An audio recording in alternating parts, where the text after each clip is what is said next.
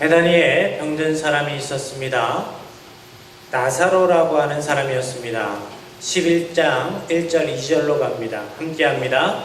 어떤 병자가 있으니 이는 마리아와 그 자매 마르다의 마을 베다니에 사는 나사로라. 이 마리아는 향유를 주께 붓고 머리털로 주의 발을 닦던 자요 병든 나사로는 그의 오라비더라. 나사로를 마르다와 마리아의 마을 베다니에 사는 나사로라고 설명하지요. 그리고 그는 향유를 예수님께 붓고 머리털로 그 발을 닦은 마리아의 오라버니라고 설명을 합니다.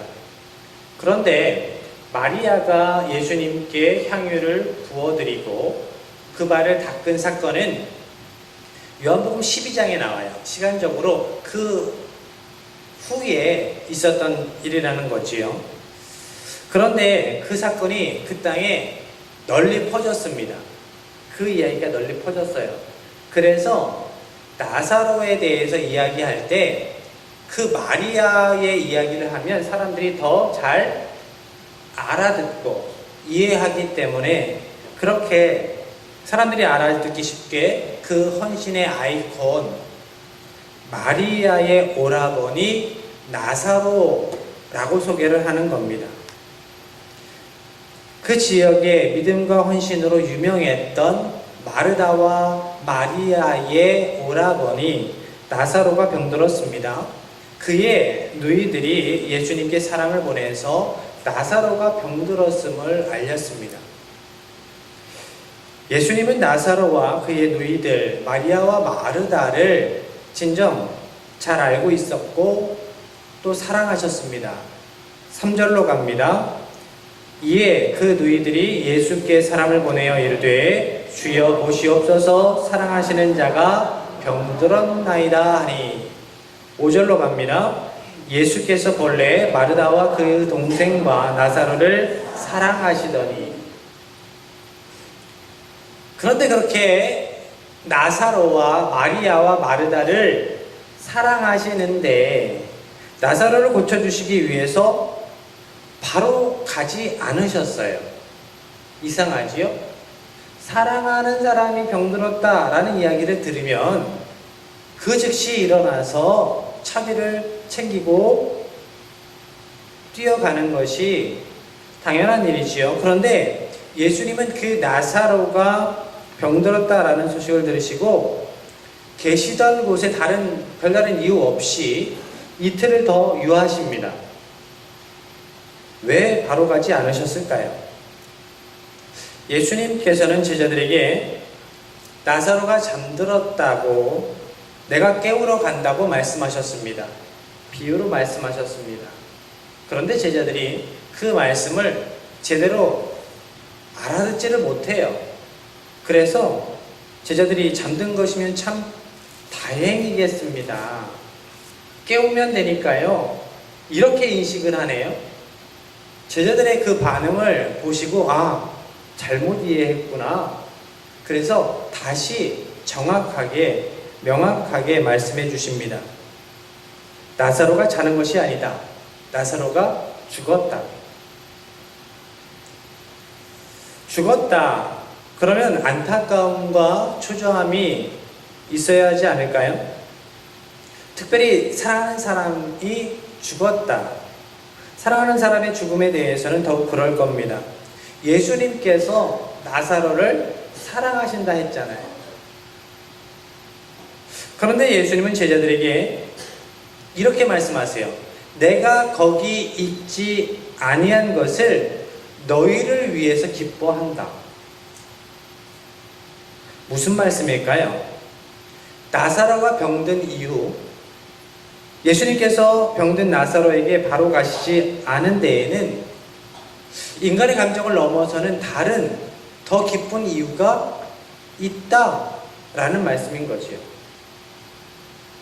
예수님은 그 이유를 하나님의 영광을 위해서라고 말씀합니다. 4절로 갑니다. 예수께서 들으시고 이르시되 이 병은 죽을 병이 아니라 하나님의 영광을 위하며 하나님의 아들이 이로 말미암아 영광을 받게 하려 함이라 하시더라. 아멘. 우리가 만나는 인생의 문제들 앞에서 이 인생의 문제들이 왜 일어나는지, 그 문제들이 왜 그렇게 진행이 되는지 모를 때가 참 많아요. 그런데 그 가운데에서도 하나님의 사람들은 하나님을 신뢰합니다. 하나님을 신뢰해야 해요. 우리가 모르는 하나님의 계획이 실행되고 있습니다. 우리를 통해서 하나님의 그 일, 하나님께서 영광 받으시려는 그 계획들이 진행되고 있어요. 그래서 우리는 모든 상황 속에서 우리의 삶을 통해서, 우리 교회를 통해서 영광 받으실 주님을 찬양해야 합니다. 그리고 예수님께서는 병든 나사로에게 바로 가시지 않는 이유에 대해서 제자들을 위해서라고 말씀하십니다. 15절의 말씀입니다.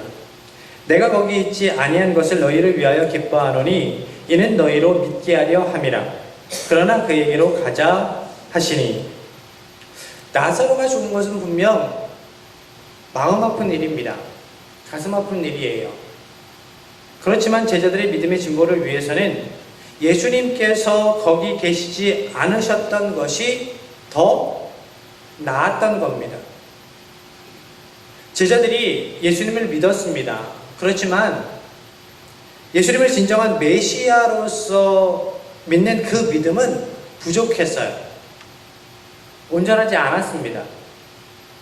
예수님께서는 죽은 나사로를 살리시는 그 기적의 사건을 통해서 제자들이 예수님을 메시아로 확실히 믿기를 기대하셨던 거예요. 예수님께서 제자들과 함께 베다니로 가십니다.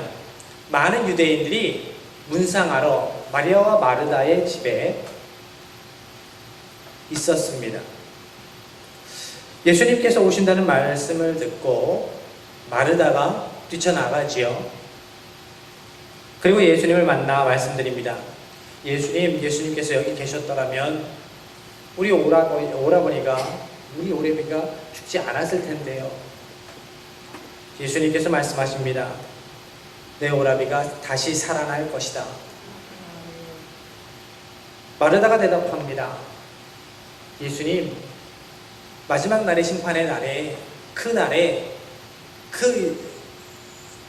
그가 다시 살아날 것을 제가 믿습니다. 그 대답을 들으시고 예수님께서 이렇게 말씀하십니다. 25절, 26절 말씀으로 갑니다. 예수께서 이르시되 나는 부활이요 생명이니 나를 믿는 자는 죽어도 살겠고 무릇 살아서 나를 믿는 자는 영원히 죽지 아니하리니 이것을 내가 믿느냐. 마르다가 대답합니다. 27절입니다. 함께합니다. 이르되 주여 그러하이다. 주는 그리스도시요 세상에 오시는 하나님의 아들이신 줄 내가 믿나이다. 마르다가 베드로의 신앙 고백을 하죠. 놀라운 신앙 고백을 합니다. 노상에서 예수님은 마르다와 긴 신앙 문답을 했어요. 그리고 마르다는 놀라운 신앙 고백을 했습니다. 그런데 마르다가 이런 신앙 고백을 한 이후에 그 후에 마르다의 반응을 보면 마르다는 죽음을 이기시고 부활의 주인 되시는 메시아로서의 예수님에 대한 온전한 믿음을 아직 소유하지는 못했어요. 그럼에도 불구하고 예수님께서는 나사로의 죽음이라는 상황 앞에서 마르다를 만나셔서 그 노상에서, 그 길가에서 그렇게 길게 신앙 문답을 하셨어요. 그 상황에서 왜 그러셨을까요?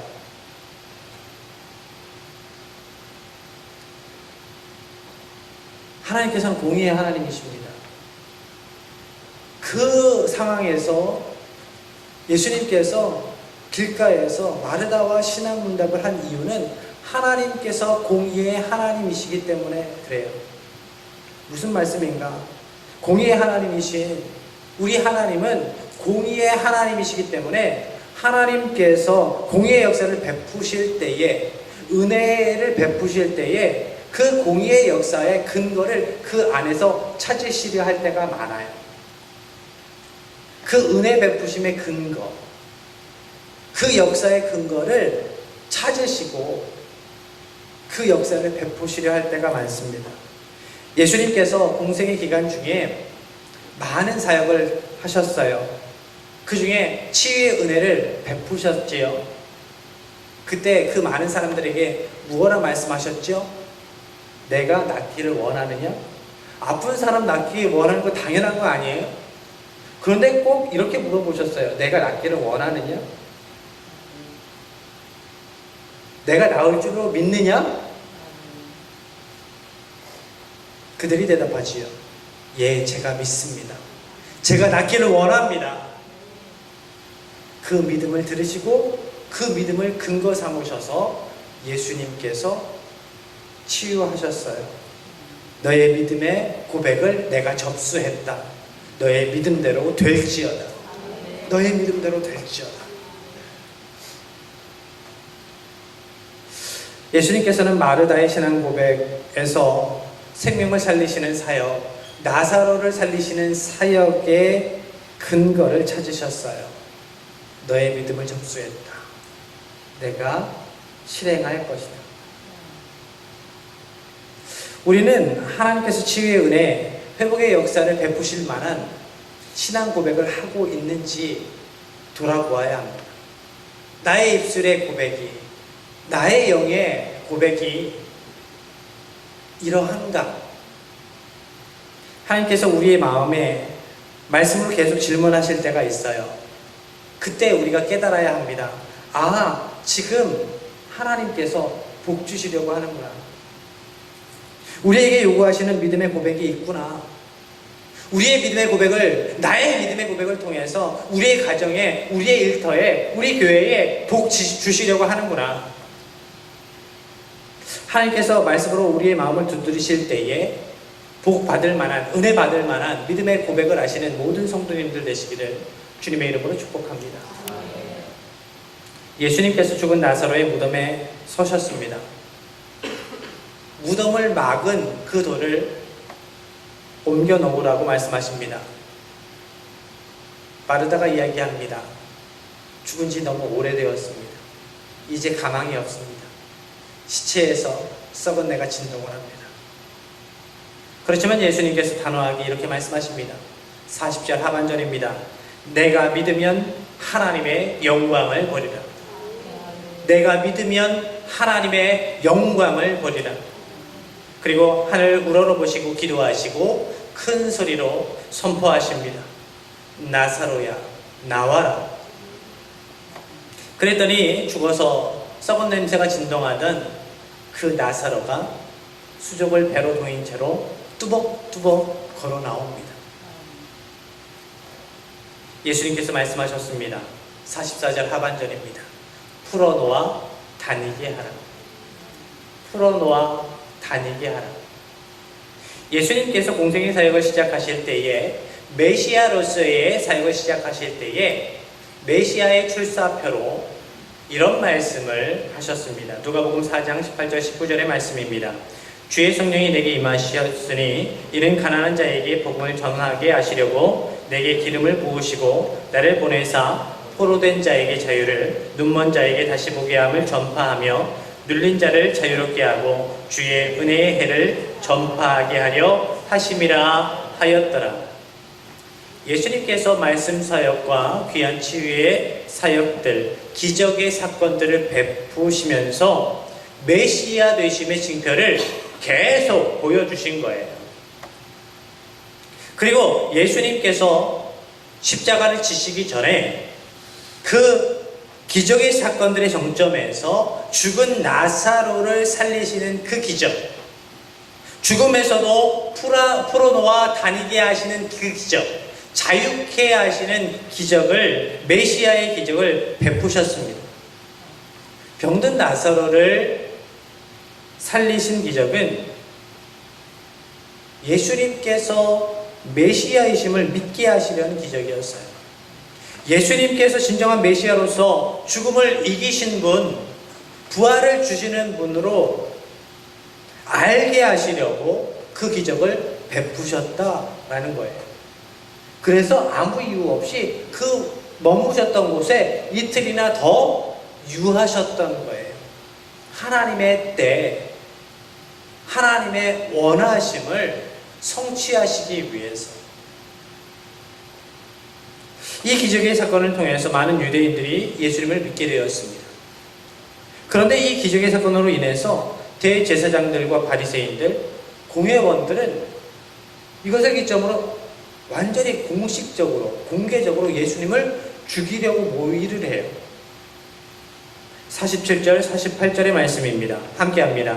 이에 대제사장들과 바리새인들이 공회를 모으고 이르되 이 사람이 많은 표적을 행하니 우리가 어떻게 하겠느냐? 만일 그를 이대로 두면 모든 사람이 그를 믿을 것이요. 그리고 로마인들이 와서 우리 땅과 민족을 빼앗아 가리라 하니. 아멘. 왜 로마인들이 땅과 민족을 빼앗아 갈 것이라고 그들이 얘기할까요? 백성들이 예수님을 메시아로, 왕으로 섬기게 될 것 같아요. 그들이 기대했던 메시아로서의 표적을 계속 보여주시는데 이제 완전히 가망 없는, 그 이전에도 죽은 자를 살리신 적은 있지만 죽은 지 얼마 되지 않아서 살리셨거든요. 그런데 죽은 나사로는 시체 썩는 냄새가 진동하는 가운데에서 살리신 거예요.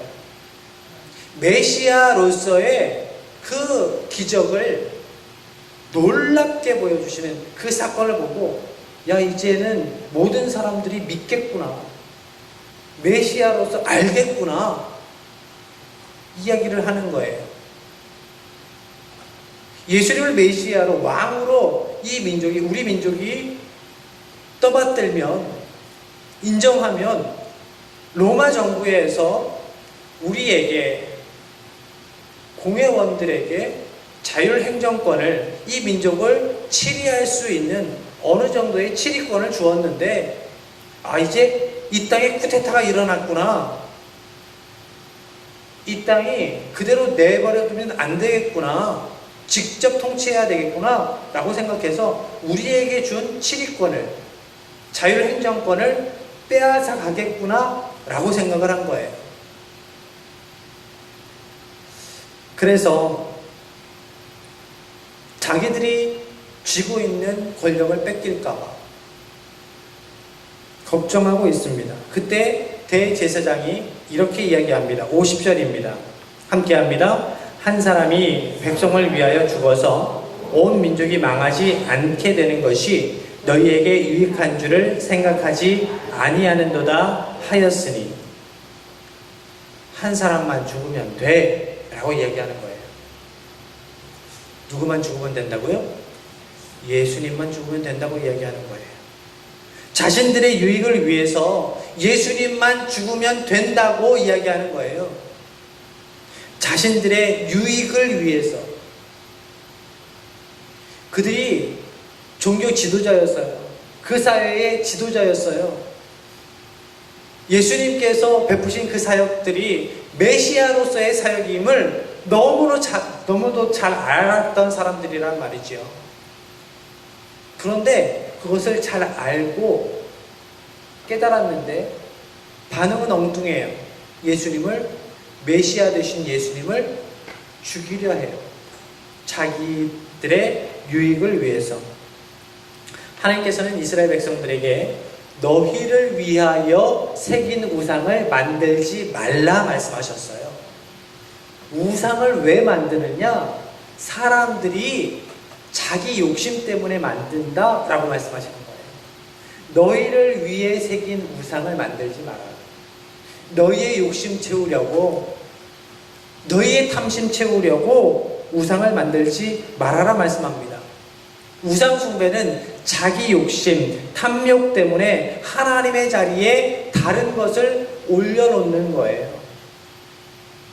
이스라엘의 지도자였던, 종교 지도자였던 대제사장과 바리새인들, 그들이 더 이상 하나님의 사람이 아니었습니다. 더 이상 하나님의 사람이 아니었어요. 그들은 예수님께서 메시아이심에 대한 증거를 보면서도 믿음으로 반응하지 않잖아요. 도리어 메시아로서의 표적을 보이시는 예수님을 그들의 욕심 때문에 죽이려고 합니다. 그들이 누리고 있는 돈, 권력, 그 자리를 뺏길까봐 예수님을 죽이려고 합니다. 하나님의 자리에 돈을, 권력을, 세상에 자리를 올려놓은 거예요. 우상숭배인 거예요.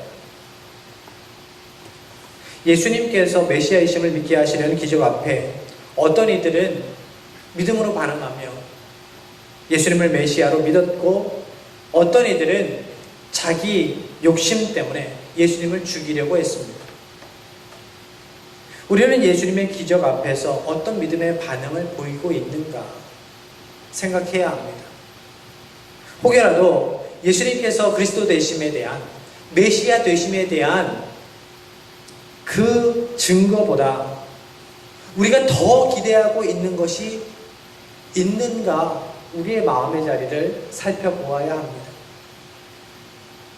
우리에게 가장 귀한 복은 예수님께서 우리의 구주, 그리스도, 메시아 되셨다라는 겁니다.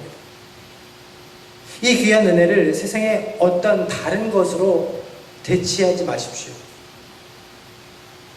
예수님의 자리에, 메시아의 자리에 세상의 어떤 것도 올려놓지 마십시오. 예수님께서 메시아이심을 믿게 하시려는 놀라운 기적의 은혜들이 우리의 삶 가운데에 생생하게 체험되기를 바랍니다. 그리고 그 은혜의 사건들에 믿음으로 반응해서 예수님께 더욱 가까이 나아가는 우리 성도님들 되시기를 주님의 이름으로 축복합니다.